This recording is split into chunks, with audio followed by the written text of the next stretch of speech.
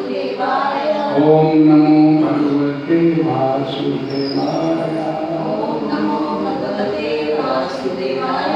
ओम नमो भगवते वासुदेवाय। ओम नमो भगवते वासुदेवाय।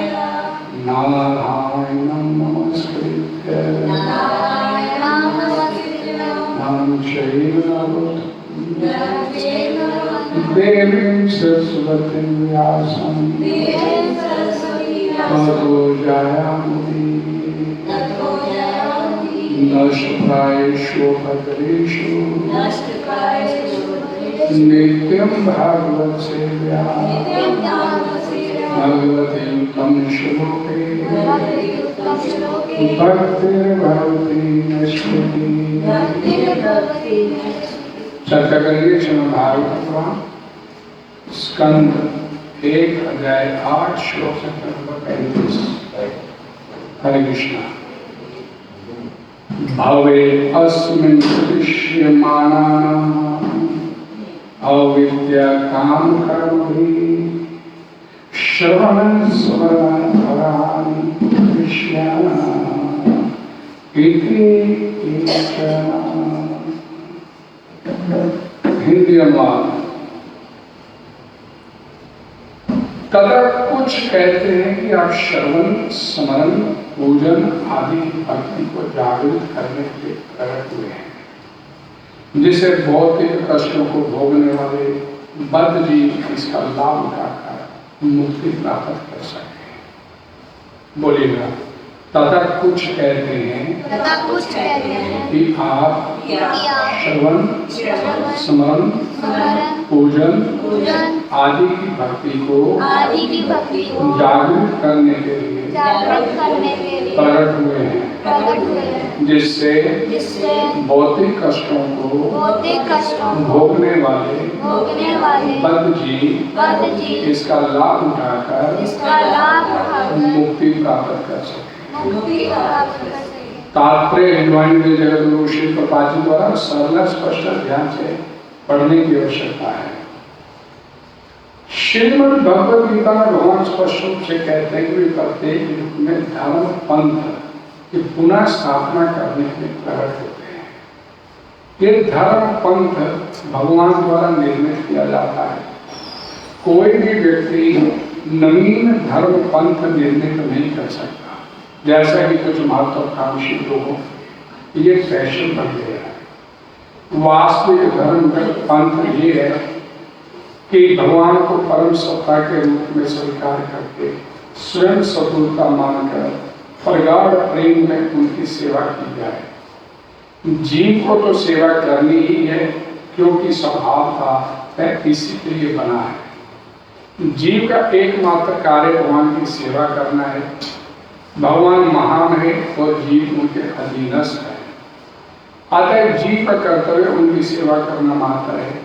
दुर्भाग्यवश मोहग्रस्त जीव अज्ञानवश भौतिक इच्छा के कारण इंद्रियों के दास बन जाते हैं। ये इच्छा और विद्या अज्ञान कहलाती है। ऐसी इच्छा से ही जीव विकृत विषयी जीवन पर केंद्रित भौतिक भोग के लिए तरह तरह की योजनाएं बनाता है। अतः जीव परमेश्वर की अध्यक्षता में विभिन्न लोकों में विभिन्न शरीरों में देहांतरण करते हुए जन्म मृत्यु के चक्कर में फंस जाता है। अतः जब तक कोई इस अविद्या की प्रीति से बाहर नहीं निकल देता, तब तक वह जीवन के त्रिविध तापों से मुक्त नहीं हो सकता। यही प्रकृति का नियम है। फिर भी भगवान कष्ट भोगने वाले जीवों पर अपने अहेतु की कृपावश उनके समक्ष प्रकट होगा। श्रवण कीर्तन स्मरण पूजन स्मरण आत्म निवेदन तथा शरणागति से युक्त भक्ति के सिद्धांतों को जागृत करते हैं। क्योंकि वे कष्ट भोग रहे जीवों पर इतने दयालु हैं कि जितनी जीव आशा भी नहीं लगती। उपरयुक्त में से सारी विधियां या किसी एक विधि को ग्रहण करनी चाहिए। बद्ध जीव और विद्या के बंधन से छूटकर बहिरंगा शक्ति के द्वारा फरमाए गए समस्त भौतिक कष्टों से मुक्त हो जाता है। जीवों पर इस प्रकार की कृपा भगवान श्री चैतन्य महाप्रभु के रूप में भगवान द्वारा प्रदान की। हरे कृष्णा।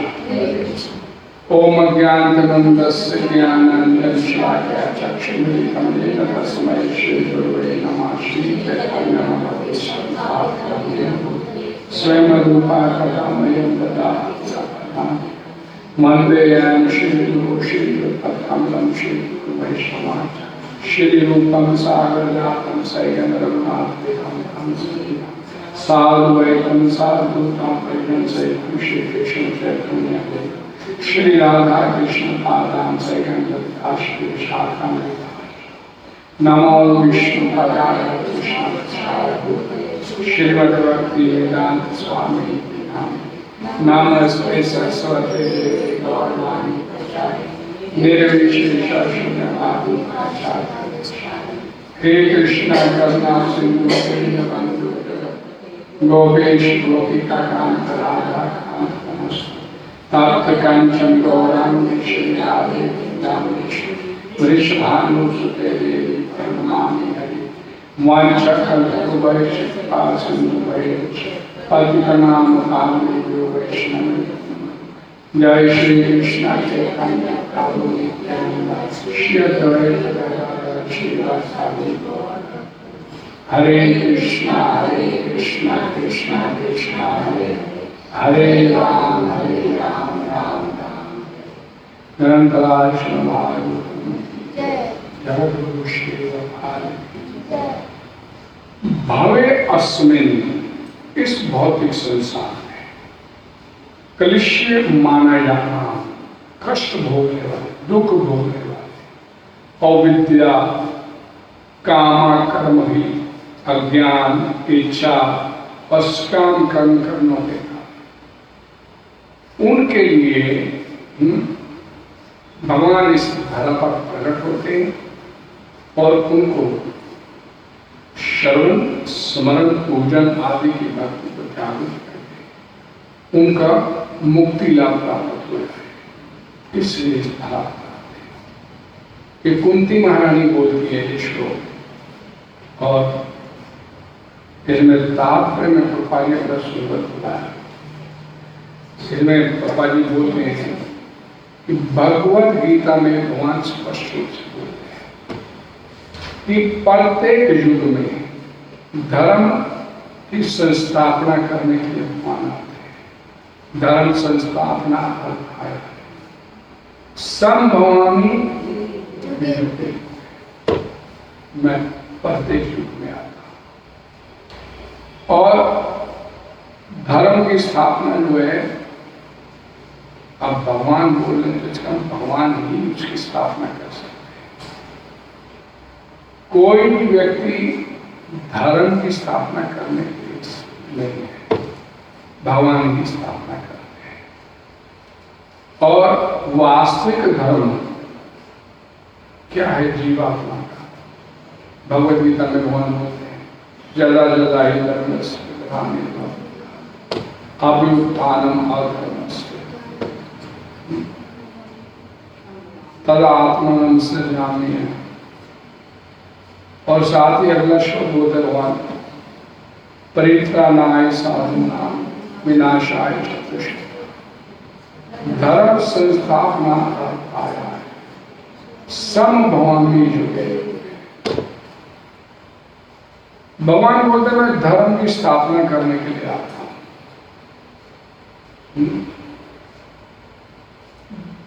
और धर्म की स्थापना भगवान जब भगवद गीता समाप्त करते धर्म क्या है तो भगवान बोलते हैं सर्वधर्मान परित्यज्य,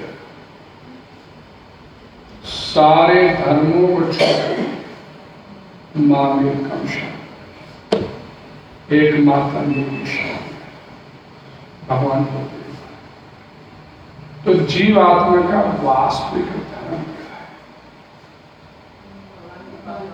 भगवान की शरणागति स्वीकार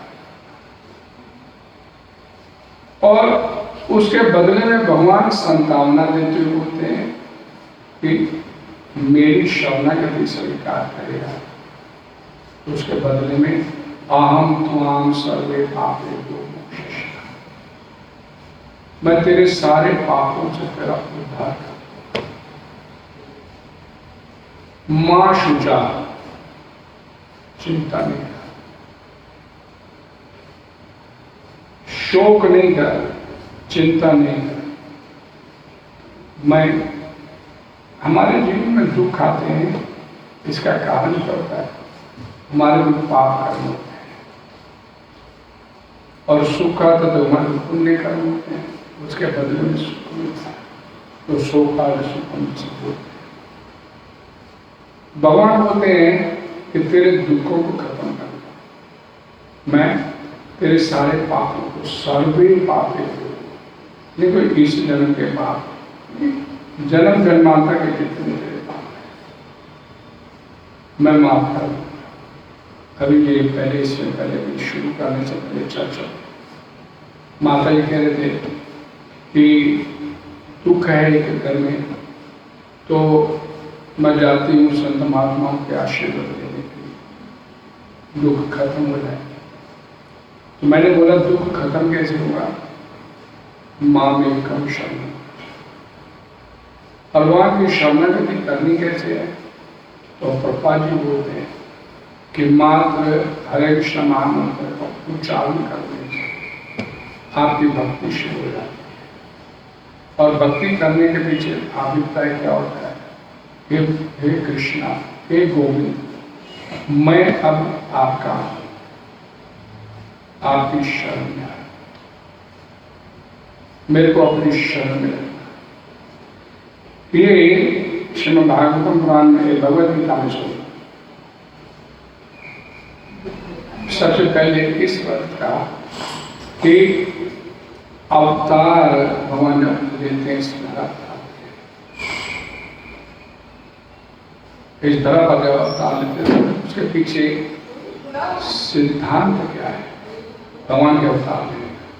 तो इसकी व्याख्या श्रील प्रभुपाद जी बताए कि चैतन्य चरितामृत मध्य लीला 20, 263, 264 श्लोक में किया गया। सृष्टि हेतु ऐ मूर्ति प्रपंची अवतरे, सही ईश्वर मूर्ति अवतार न, मायातीत पर्वों में सवार अवस्थान, ईश्वर अवतरी धरे अवतार न।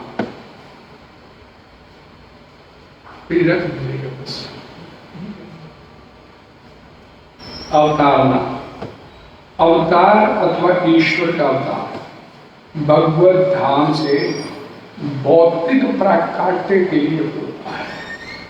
ध्यान से सुनिए,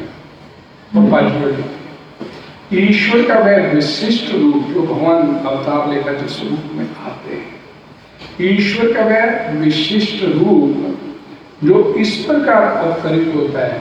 अवतरण, अवतरित, अवतार का मतलब है अवतरण होना, ऊपर से नीचे उतरना। जो इस प्रकार अवतरित होता है वो अवतार कहलाता है। और ऐसे अवतार भगवत धाम में स्थित रहते हैं, भगवान के धाम में। जब वे भौतिक सृष्टि में उतरते हैं किसी विशेष प्रयोजन हेतु, तो उन्हें अवतार बोला जाता है। अवतार का अर्थ, और अवतार कई प्रकार के होते हैं। पुरुष अवतार, गुणावतार, लीला अवतार, सत्यावेश अवतार, मनवंतर अवतार, युग अवतार, कई प्रकार के। लेकिन जितने भी अवतार होते हैं यहाँ प्रभुपाद जी लिखे अवतार करें, और माता कुंती भी इस बात की व्याख्या करते होती है कि ये बद्ध जीवों के कल्याण के लिए, तो जो इस धरा पर हम जैसे बद्ध दुख भोग रहे हैं, वो उनका कल्याण कैसे हो जाए, उसके लिए भगवान इस धरा पर अवतरित होते हैं। उनके आने का एकमात्र प्रयोजन भगवान के अवतार लेने का, कि हम जैसे बद्ध जीवों का कल्याण कैसे हो जाए उसके लिए। किंतु भगवान कृष्ण जब इस धरा पर अवतरित होते हैं, कृष्णस्तु भगवान स्वयं, कृष्णस्तु भगवान स्वयं, भगवान कृष्ण आते हैं तो भगवान स्वयं आते हैं।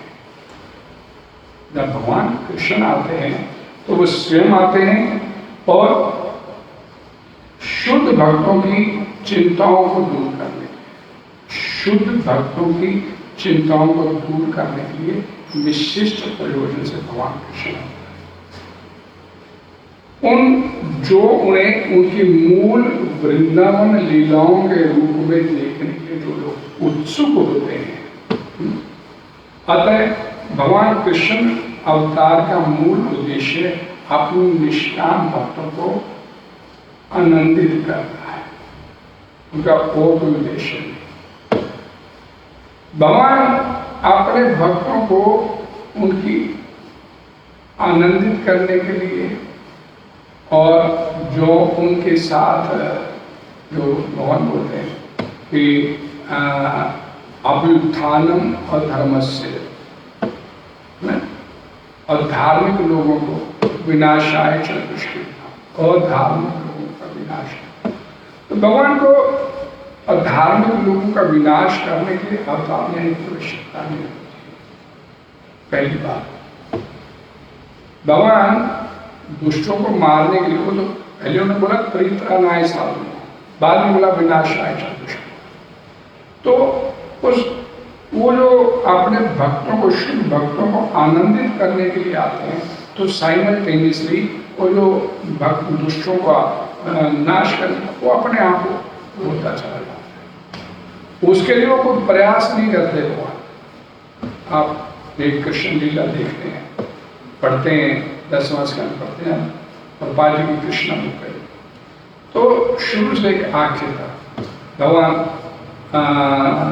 3 दिन के थे तो पूतना खुद चल गया, तो सारी व्यवस्था भगवान की है। लीलाकार पूरे साथ हर प्रकार की लीला करते हैं, तो पूरी व्यवस्था की हुआ कि अपने आप चल के सारे एक एक असुर करके आते चले जाते हैं।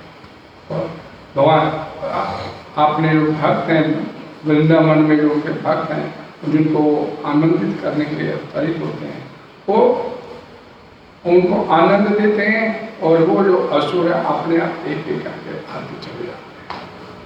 ये बात को हमें ध्यान से सुनिएगा बड़ा। भगवद गीता के अनुसार साधु किसे बोला है? पवित्र पुरुष किसे बोलते हैं? एग्जैक्ट जो उसका सही मीनिंग जो प्रभुपाद जी बोले, कृष्ण भावना भावित व्यक्ति,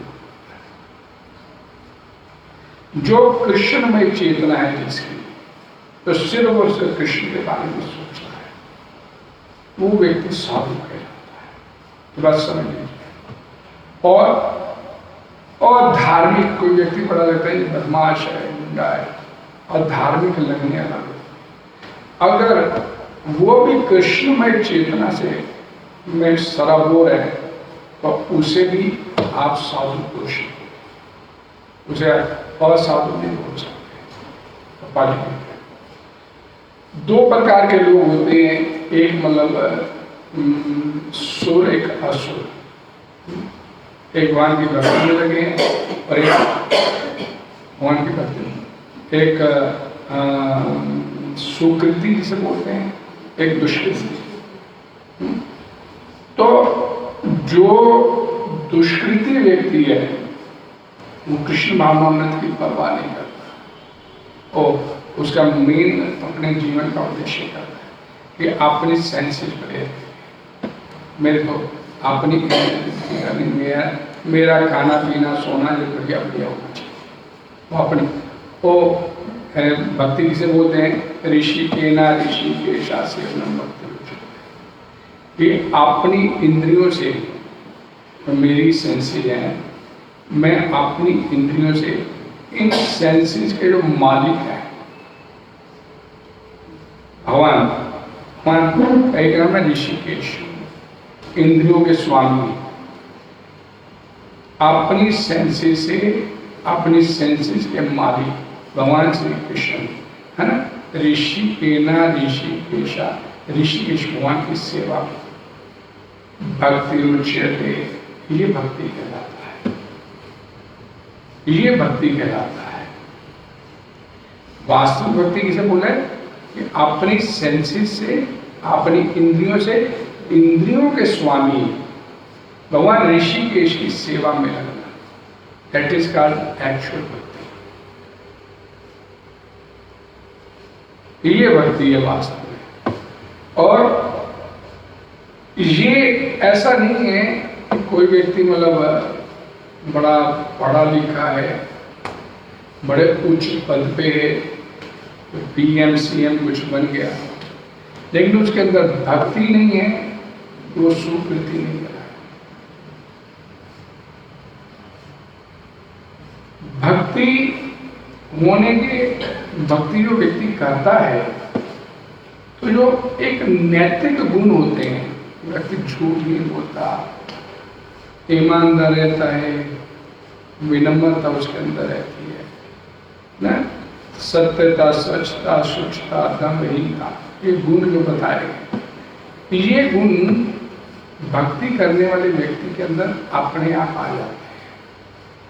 इन गुणों को अर्जित करने के लिए मैं तो भाई सत्य ही बोलता हूँ, तो वो सत्य तभी बोल पाएगा जब वो भगवान कृष्ण की भक्ति में रहता है। भगवान कृष्ण की भक्ति नहीं कर रहा तो फिर वो बोलता है कि मैं सत्य बोलता हूँ, तो फिर उसके ऊपर प्रशंसित है। भले देखने में ईमानदार है व्यक्ति, लेकिन कहीं ना कहीं पे वाक्य बिकेगा, उसकी भक्ति कहीं ना कहीं बिकेगी, कहीं ना कहीं गिरेगा। तो ये जो व्यक्ति भक्ति कर रहा है उसके गिरने की संभावना, क्योंकि वो भगवान कृष्ण की शरण में है, भगवान श्री कृष्ण उसे गिरने नहीं देते। भजताम प्रीति पूर्वम ददामि बुद्धि योगम, ददामि बुद्धि योगम तम येन माम कर, मेरे को प्राप्त कर देता। भजन जो प्रेम से करता है, भक्ति प्रेम से करता है, भजन प्रेम से कर रहा है, तो भगवान उसे बुद्धि प्रदान करते हैं। तो भगवान जब आपके गाइड बनने के लिए दिया, तो आपसे गलती होगी, गिरने देंगे नहीं भगवान।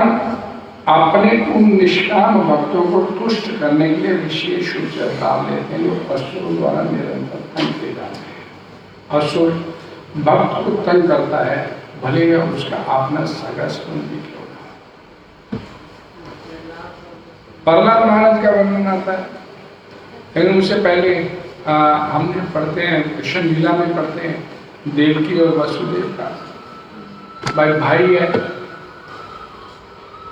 और जब उसे पता चला इसकी संतान मेरे को मारे को, तो इन्हें अपनी बहन को मारने की तलवार में, और ये देख नहीं रहा कि उस समय किस परिस्थिति में खड़ा है। बहन की डोली आ रही है और ये नहीं हो रही कि अभी तो बच्चा आ गया उसके सामने संतान का, तो उसी समय में इसको तो अभी कर देता है, इसका वध कर दिया। तो असुर जो होते हैं वो ये नहीं देखते, वो ये देखते हैं कि मेरी सेंसेस लेयर में, इंद्रिय तृप्ति में अगर कोई रुकावट है, चाहे वो उसकी अपनी संतान ही क्यों ना हो, उसका अपना सगा संबंधी क्यों नहीं हो, उसको भी तुरंत रास्ते पे हटाने का प्रयास करते। यद्यपि कृष्ण की माता देवकी कंस की बहन थी, किंतु उन्हें तथा उनके पति वासुदेव को इसलिए दंडित किया गया क्योंकि उनसे कृष्ण को जन्म लेना था। अतः भगवान कृष्ण मुख्यतः देवकी के उद्धार के लिए प्रकट हुए, देवकी के कल्याण के लिए आए, जो माता कुंती श्लोक में बोल रहे थे, अब भक्तों के कल्याण के लिए आते हैं, कंस को मारने के लिए नहीं। किंतु ये दोनों कार्य एक साथ संपन्न हो गए। भगवान को कंस को मारने के लिए अलग से प्रयास नहीं करना पड़ा, पर देखिए ये कैसी व्यवस्था भगवान की होती है कि कंस ने मरना तो खुद ही बुला रहा है उसे, भाई आप मेरे पास आ। वो अपनी तरफ से सोच रहा है कि मैं कृष्ण को मारूंगा, लेकिन भगवान की कितनी व्यवस्था सुदृढ़ होती, सुव्यवस्थित होती है कि और असुर खुद ही बोला कि मेरे पास इसको लेके आओ, मैं इसको मारूंगा। तो भगवान देवकी के उद्धार के लिए आए, लेकिन साथ ही कंस को मारने का काम अगर ये कहा जाता है कि भगवान भक्त का उद्धार करने तथा दुष्ट असुरों का संहार करने के लिए विभिन्न अवतार देते हैं। और इसलिए एक बात और बड़ी महत्वपूर्ण और बात ये क्या है कि धर्म के नियम वेदों में दिए गए हैं और यदि इन नियमों के पालन में कोई त्रुटि आती है तो मनुष्य अधार्मिक हो जाता है, अधार्मिक कहलाता है। धर्मम तो साक्षात भगवत का नियम। धर्म क्या है? भगवान द्वारा बनाए गए नियम। और नियम क्या है? वो वेदों में बोले गए और भगवत गीता में विशेष भगवान श्री कृष्ण बोलते हैं। डू एंड डोंट्स बताते हैं इस संसार ये बोला जाता है। ये भगवत गीता जो है ये just like a manual book, human body manual book. ये शरीर को कैसे किस प्रकार चलाना है, किस शरीर के माध्यम से भगवान का जो प्रयोजन है जिसके लिए भगवान आते हैं वो प्रयोजन भी सफल हो जाए और जीवात्मा को इस संसारिक दुखों से छूट के अपने घर वापस आ जाए। शुरू में बोला गया ना कि ये भगवत गीता राज ऋषियों को विशेष करके बताई गई। राज ऋषियों को बताने के राजा जो थे पहले साधु हुआ करते थे। साधु का मतलब होता है पर दुखा दुखी, दूसरे के दुख को देखा। तो ब्राह्मण जो होता था, साधु होता था, महात्मा जो होते थे, ये दशा और दिशा प्रदान करने के लिए समाज को तो जब भगवान श्री कृष्ण बोलते हैं कि राजऋषि को पहले ये ज्ञान दिया गया, तो राजाओं को ये ज्ञान देने का मतलब होता भगवान का कि राजा प्रजा जो है उसके अधीनस्थ है और जो राजा इस भगवत गीता के ज्ञान के माध्यम से अपनी प्रजा का हित करेगा। ये शरीर धारण किया हम लोगों ने, तो शरीर छूटे तो भगवान के धाम वापस जाने की व्यवस्था। केवल भगवान ही किसी धर्म की व्यवस्था कर सकते हैं और वेद भी मूलतः ब्रह्मा जी के हृदय में जो प्रकट किए तो भगवान द्वारा ही प्रकट है। तेने ब्रह्मा हृदय चार, मैंने ही, भगवान ने ही ब्रह्मा के हृदय में वेदों की स्थापना किया।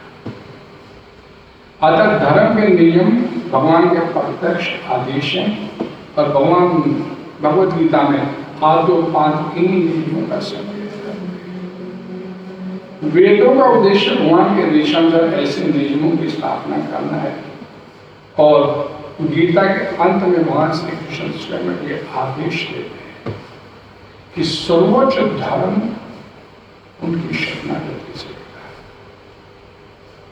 सर्वोच्च धर्म क्या है? उनकी शरणागति से।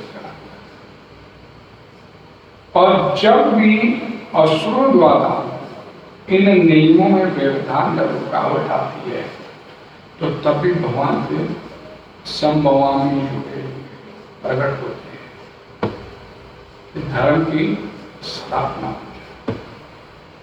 और जो भगवान जब इस धरा पर अवतरित होते हैं तो प्रत्येक अवतरण में उनका एक विशेष प्रयोजन होता है। महात्मा बुद्ध का अवतार हुआ तो उस समय अधार्मिकता का बोलबाला था। वेदों में जो बतलाए गए पशु बलि के नियम उनको अपने हिसाब से वो समाज के लोग थे अपने हिसाब से तोड़ मरोड़ कर हिंसा करते।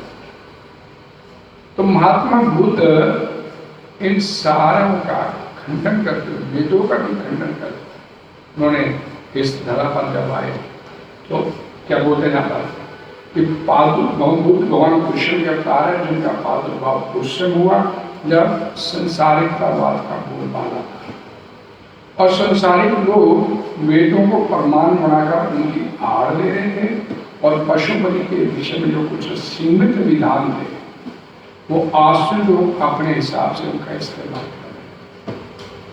भगवान बुद्ध इस अनाचार को रोकने और अहिंसा के वैदिक नियमों की स्थापना करने के लिए नहीं, उस समय काल परिस्थिति को ध्यान में रखते हुए महात्मा बुद्ध का जो अवतार का प्रयोजन था उसको पूरा करने के लिए आए और चले गए।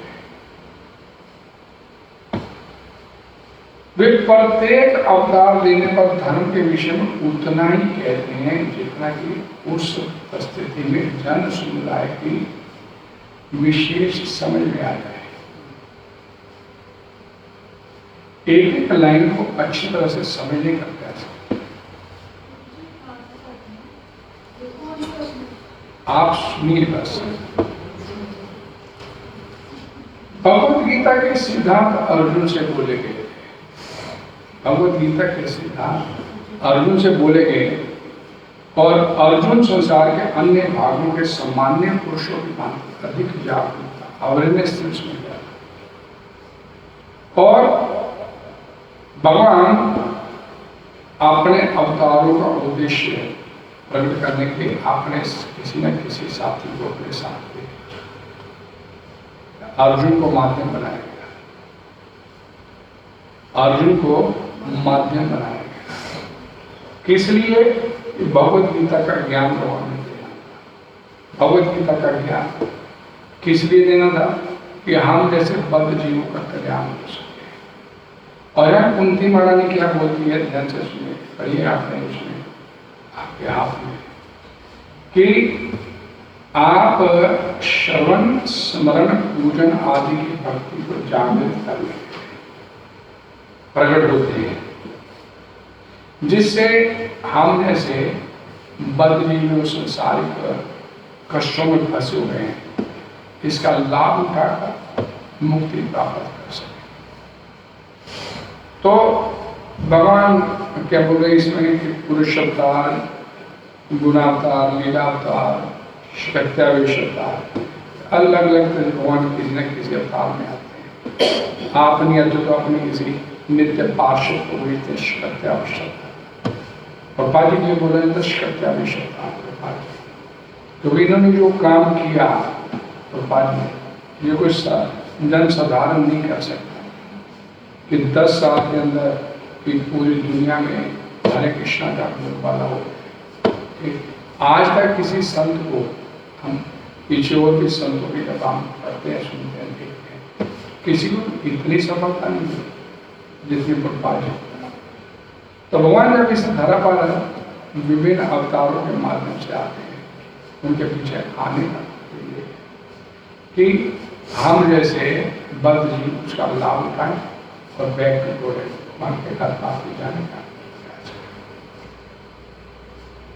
और इसमें एक बात जो बोली गई, ये ध्यान से सुनिए, आपके जो तात्पर्य इसकी चौथी लाइन, वास्तविक धर्म पंथ ये है कि भगवान को परम सत्ता के रूप में स्वीकार करके स्वयं सफलता मानकर प्रगाढ़ प्रेम में उनकी सेवा की। वास्तविक धर्म क्या है? भगवान की सेवा में लगना। और प्रभा जी अगले लाइन में जीव को तो सेवा करनी ही है, क्योंकि स्वभावतः वो सेवा के लिए बना है। जीवेर स्वरूप है कृष्ण नित्यर दास। ये जीवात्मा सिर्फ और सिर्फ भगवान की सेवा के लिए बना है।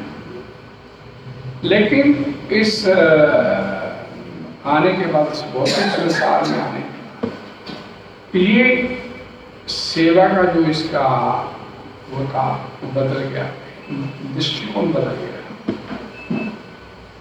ये भगवान की, जैसे प्रभुपाद जी होते हैं भगवान की सेवा करना इसका धर्म है, तो भगवान की सेवा छोड़ के ये सारे संसार में इतना वो व्यस्त हो गया कि भगवान की सेवा छोड़ दिया और ये कुत्ते बिल्लियों की सेवा करना शुरू। हम बोलते हैं कि जीवात्मा, हम में से हर व्यक्ति किसी न किसी सेवा करता है। भगवद गीता की भूमिका में भगवान पाठ लिखते हैं, चौथा पेज है, भूमिका का चौथा पेज की तरफ हो गया। तो प्रभुपाद जी लिखते हैं कि इस संसार में आने के बाद हर व्यक्ति किसी न किसी की सेवा कर रहा है।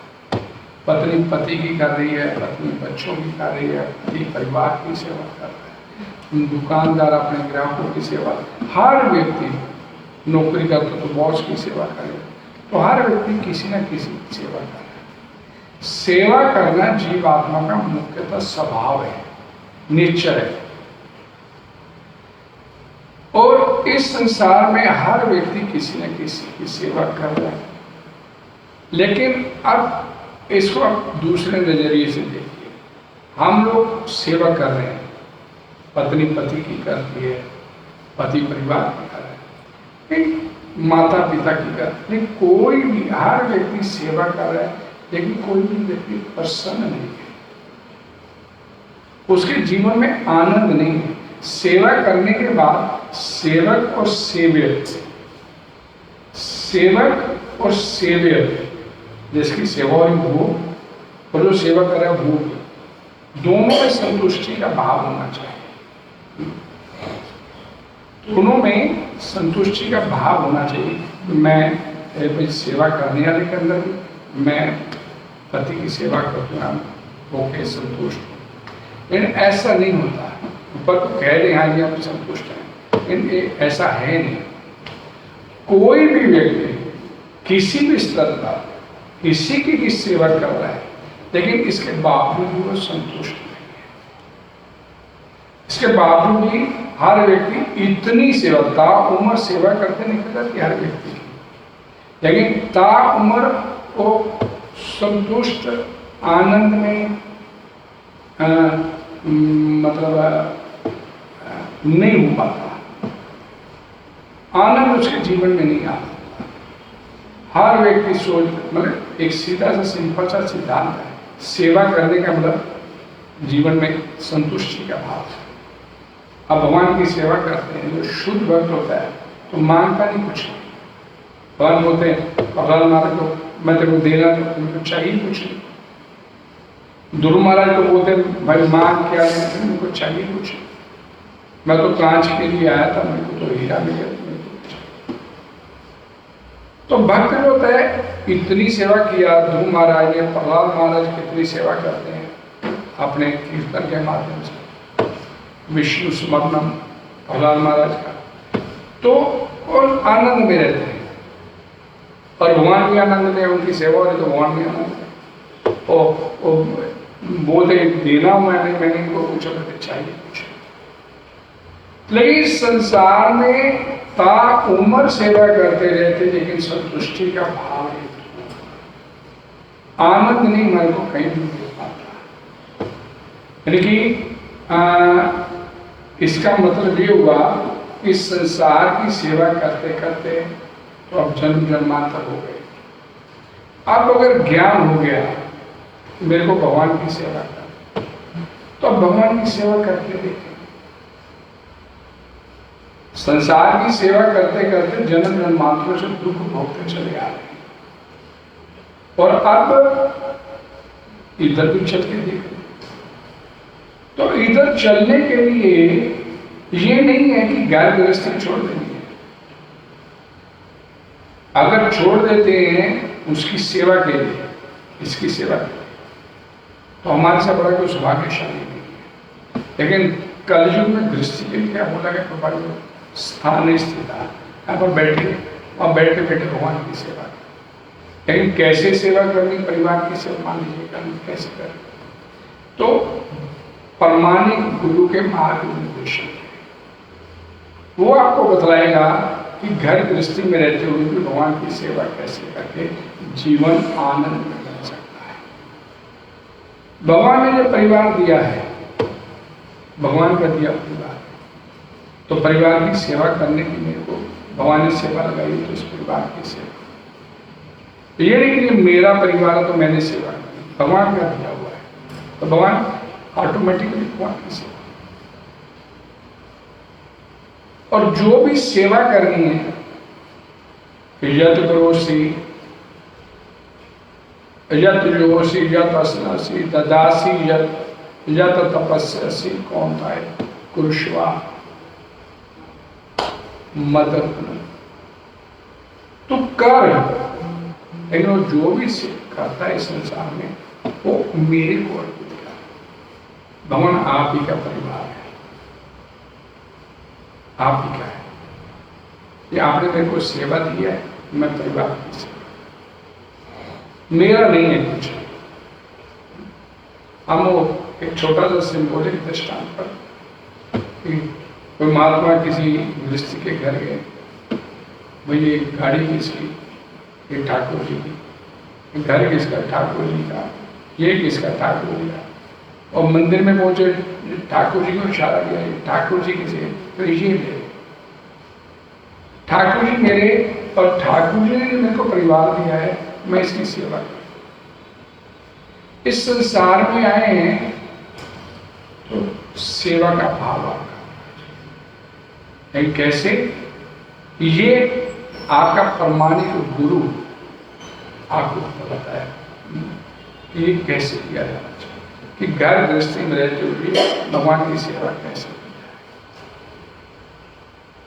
तो इसलिए अब जब हमारा जीवन इतने जन्म जन्मांतरों से सेवा करते करते जीवन आनंदित नहीं हुआ, अब भगवद गीता हाथ में आ गई, प्रभुपाद जी जैसा संत आ गया, तो वो प्रभुपाद जी के मार्ग निर्देशन में चल रहे इस सेवा कार्य, जीवन अपने आप आनंदित होता चला जाए। और क्या बोला कि जीव का एकमात्र कार्य भगवान की सेवा करना है, भगवान महान है और जीव उनके अधीनस्थ है, अतः जीव का कर्तव्य उनकी सेवा करना मात्र है। मैंने आपको पहले भी एक बार शायद एक कथा सुनाई थी, तो आज ही ने जो सुनाई कथा अपने शिष्य, एक व्यक्ति था, उसको इच्छा हुई कि मैं सबसे बड़े व्यक्ति की सेवा करूं। तो गांव में रहता तो सरपंच में सबसे बड़ा सरपंच, इससे तो बड़ा कोई है ही। और मेरे को सबसे बड़े की लिए सेवा करनी, तो भाई सरपंच, सरपंच के पास गया तो वेतन क्या होगा, लोग वेतन नहीं चाहिए, आपकी सेवा। सबसे बड़ा व्यक्ति तो यही है। और सरपंच से मिलने के कोई जिलाधीश एक बार आ गए वहां, तो सरपंच उनको सलाम किए, अरे जिला ईश्वर से भी बड़ा है सरपंच, तो मेरे को इसकी सेवा करनी। तो उसका उद्देश्य था लाइफ का कि सबसे बड़े व्यक्ति की सेवा। तो जिलाधीश की सेवा में लग गया, सरपंच से प्रार्थना किया मेरे को इसकी सेवा की। तो बोला जिलाधीश से सिफारिश किया, मैं बड़ा अच्छा नेक आदमी, मन से सेवा करता, आपकी सेवा की। और लेके जिलाधीश उसका, आज जिलाधीश एक बार गवर्नर से मिलने गए, तो जिलाधीश उसको शुरू मारा, गवर्नर लगा, गवर्नर बना है, गवर्नर की सेवा में लगे। गवर्नर एक राजा को मिलने गया, और राजा के सामने स्थित आ गया, राजा बड़ा है, राजा की सेवा करनी चाहिए, तो राजा की सेवा में लग गया। तो पापा ये कथा सुनाया कि राजा की सेवा करते करते एक ने संत महात्माओं से मिलने किया, तो राजा उनके आगे से तो ये बड़ा है, राजा से भी बड़ा ये है। तो मेरे को इस संत महात्मा की सेवा, आप सबसे बड़े हो, तो पूछा, इतना चक्कर लगा दिया उसने। अब संत महात्मा आप सबसे बड़े हो, तो भाई मैं तो सबसे बड़ा नहीं। और संत महात्मा से वो व्यक्ति पूछ रहा है कि आप सबसे बड़े हो, तो फिर नहीं मैं सबसे बड़ा नहीं। बड़ा कौन है, फिर आपसे बड़ा कौन है? मेरे से बड़े तो लक्ष्मी नारायण है। लक्ष्मी नारायण वो कहाँ है? भाई शहर में मंदिर है, वहां इस जगह पे वहां पर। अब वो व्यक्ति राजा की नौकरी छोड़ दिए और सीधा लक्ष्मी नारायण के मंदिर में पहुंचे। क्योंकि जीवन का उसका उद्देश्य क्या है कि सबसे बड़े व्यक्ति की सेवा करें। और उस वो व्यक्ति सीधा मंदिर पहुंचा, तो मंदिर के किवाड़ बंद हो गए और बाहर ही वे अंदर सबसे बड़े व्यक्ति बैठे हैं। अब मिलने का समय नहीं, शयन हो गया, भगवान तो शयन कर रहे, लक्ष्मी नारायण जी तो शयन कर रहे। तो वो बाहर सीढ़ियों पे लेट गया, सुबह उठेंगे, वो व्यक्ति ने बोला सुबह उठेंगे, अब सुबह मंगल आरती, तब उनके दर्शन हो सकते। तो वो व्यक्ति बाहर सीढ़ियों पे लेट गया, ठंड के दिन थे, तो सुबह जब मंगल आरती के लिए लोग मंदिर की सीढ़ियाँ चढ़े, देखे व्यक्ति पड़ा है, सो रहा है सीढ़ियों में, और उसके भगवान का पीताम्बर उसके ऊपर आया हुआ है। तो सारे ये चोर व्यक्ति है, उठाए उसे, तूने चोरी की, भगवान का नहीं पता, तो भगवान की ड्रेस है, भगवान तो रात को हिसाब के सोए थे, क्षण हुआ था उनका, मैं चोरी नहीं किया, मैं तो दर्शन करने के लिए आया था, चोरी किया तो मैं यहाँ पर वापस गया, निकल गया होता, मैं तो जहाँ सो रहा था, मैं तो लक्ष्मी नारायण जी के दर्शन करने के लिए आया था। तो पंडितों ने देखा, दरवाजा चेक किया, ताले लगे हुए हैं और अंदर भगवान के पट खुले, तो वहाँ पीताम्बर गायब है। तो उनको पता चला कि इस व्यक्ति की भगवान के दरबार में क्या अहमियत है। इस व्यक्ति तो इनको सीधा भगवान की सेवा में गए, वहां पर मंदिर में गए। तो प्रभुपाद जी बोलते हैं कि किसकी सेवा की जाए कि जीवन आपका आनंदित हो जाए। यहाँ कुंती मांगेंगे कि बद्ध भगवान इस धरा पर प्रकट होते हैं तो भौतिक कष्टों को भोगने वाले बद्ध जी इसका लाभ उठाकर इस संसार से निकल सके, बैक टू गॉड एड, भगवान के धाम वापस जा सके। इसलिए और यहाँ प्रभुपाद जी ने ये लिखा कि भगवान कष्ट भोगने वाले जीवों पर आपने आयतों की कृपावश, लास्ट पैरा का तात्पर्य, उनके समक्ष प्रकट होगा श्रवण कीर्तन स्मरण पूजन वन आपा निवेदन तथा श्रवण करते हो भक्ति के सिद्धांतों जागृत करते। भक्ति किस प्रकार की जानी चाहिए, भगवान ये बताएंगे कि जीव कैसे उनकी शरणागति में आ जाए, ये बतलाने के लिए भगवान इस धारा पर प्रकट होते हैं, क्योंकि वे कष्ट भोगने वाले जीवों पर इतने अधिक कृपालु हैं जितनी जीव आशा भी नहीं रखते। हम इतने ईगर नहीं हैं भगवान के पास, भगवान के धाम वापस, जितना भगवान हमारे से ज्यादा हमको अपने धाम वापस बुलाने उत्सुक है। हम में से कोई कहता है भाई शरीर छूटेगा तो भगवान के धाम जाए, कोई कहता है तो वो तो पहले ही बोलते शरीर छूटने की तो बात ही नहीं करो, शरीर छूटने की तो बात नहीं करो। तो भगवान ये जो जितने सारा प्रपंच करते हैं, आते खुद अवतरित होते हैं, ये भक्ति के सिद्धांतों को स्थापित करते हैं, नवदा भक्ति की विधियाँ अलग अलग अपने नित्य पाशों के माध्यम से हम लोग बताते हैं, जागृत करते हैं हम लोग। लेकिन भगवान कितने उत्सुक हैं आपसे कहीं ज़्यादा नहीं, भगवान ही उत्सुक है, हम तो उत्सुक हैं भगवान के धाम जाने। हम तो ये बात हो जाए कि भाई भगवान के धाम जाना तो हमारे दिमाग में लिएगा तो पहले तो मरना पड़ेगा, और मरने के लिए तो हम लोग तैयार नहीं। मरने के लिए एक वो आती है ना, पद्म पुराण में कथा आती है, मैंने पहले भी सुनाई, कैलाश की, ये भी कथा प्रभुपाद जी सुनाए अपने भक्तों। कैलाश की कथा कि वो भगवान नारद जी आए, चल भाई कैलाश, भगवान के द्वार खुल गए, चाहते हो ले चलो, नहीं अभी तो मेरी शादी अभी भी हुई है, अभी थोड़ा शादी का आनंद हो ले। फिर 5 साल बाद फिर आगे नारद, अब तो बच्चा भी हो गया, चला चले, नहीं अभी तो बच्चा हुआ है, अरे तोतली बोली बोलता है, नहीं अभी तो बच्चे का संतान का सुख। फिर 10 साल बाद फिर आए, अब भाई तेरे बच्चे की शादी भी हो गई, आज अब पोते को मुंह देखूं तुम अच्छा नहीं। वो कैलाश नारद जी को बिल्कुल पोते का मुंह देखना अच्छा, और पोते का मुंह भी देख लिया तो फिर 10 साल बाद नारद जी मिला तो पता चला कि लाश तो मर गया।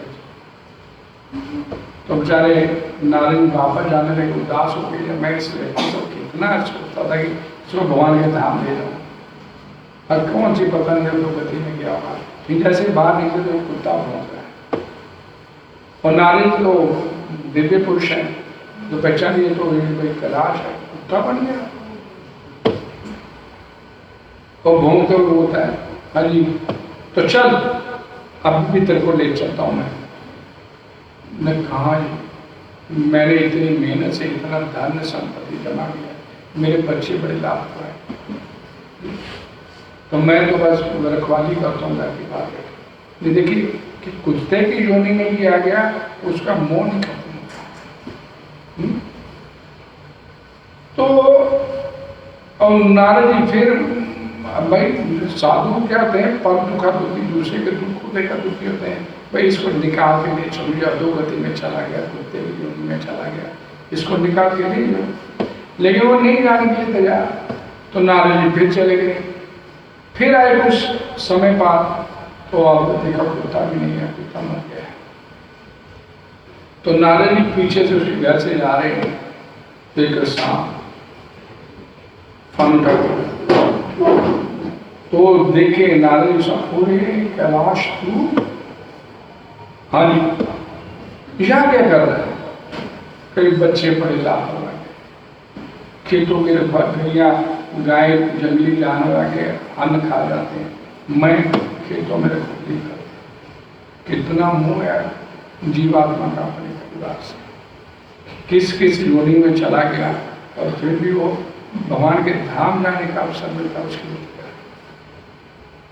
अब उसको नारद जी को तरस आ गया, जो संत महात्मा होते हैं ना, अहेतु की कृपा करते हैं, और नारद जी को उसके ऊपर बड़ा तरस आ गया। तो नारद जी ने वहीं खड़े खड़े शोर मचाया, अरे सांप सांप सांप, ये देखो सांप, और घर से कुत्ता उनके लाठियां देखने। अब वो सांप फुंकारता हुआ बोलता है, मैं तुम्हारा पीता हूँ, मैं तुम्हारा पीता हूँ, मैं तो आपकी रखवाली कर रहा हूँ, रखवाली कर रहा हूँ मैं आप,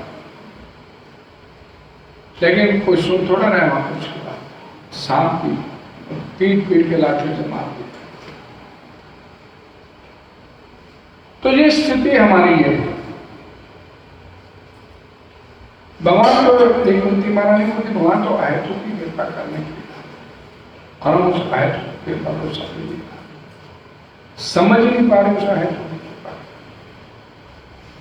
फिर इस संसार में अपना आसक्ति बना, ये कथाएं जो पुराणों में बतलाई गई हैं, ये पूछा गया हिंदू धर्म में विश्वास रखते हो ना? सुभाष चंद्र बोस से पूछा था, भक्ति सिद्धांत सरस्वती, भाई पुनर्जन्म में विश्वास रखते हो? सुभाष चंद्र बोस ने पूछा भक्ति सिद्धांत सरस्वती। कौन हिंदू होगा जो पुनर्जन्म में विश्वास नहीं रखता? भगवद गीता में भगवान बोलते हैं उसका पुनर्जन्म भी हो। अब पुनर्जन्म इसी संसार में सड़ने मरने के लिए फेर लेना, अधोगति में जाना, या भगवान के धाम जाके अगला जन्म लेना, ये पूरी तरह से हम लोगों का। भगवान इसमें आपकी सहायता करने के लिए, और हम फिर भी इसके लिए तैयार नहीं। सड़ने मरने के लिए तो बात जन्म ना अयम देवो देवो भयाम देवो, ये भगवान बोलते हैं जो श्लोक 5वें स्कंद के 5वें अध्याय का पहला श्लोक, ना अयम देवो देवो भयाम कष्टान कामान हरति। हे देह धारण करने वाले जीवो, हमने देह धारण की है, भगवान आपको देह देने के लिए तैयार नहीं है। हमने देह स्वीकार किया है, हम ये लगे हैं बड़ा ललायत रहते हैं, ये देह छुटेगी तो इसके लिए ललायत नहीं है, ये देह नहीं छोड़ के भगवान के दान करने, इसके लिए ललायत नहीं है हमको। भगवान ये देह धारण करने वाले जीवों इंद्रिय तृप्ति के लिए, इंद्रिय सुख के लिए क्यों इतना परिश्रम कर? इंद्रिय सुख तो मल खाने वाले सुअर को भी उसके भाग्य के अनुसार मिल जाता है।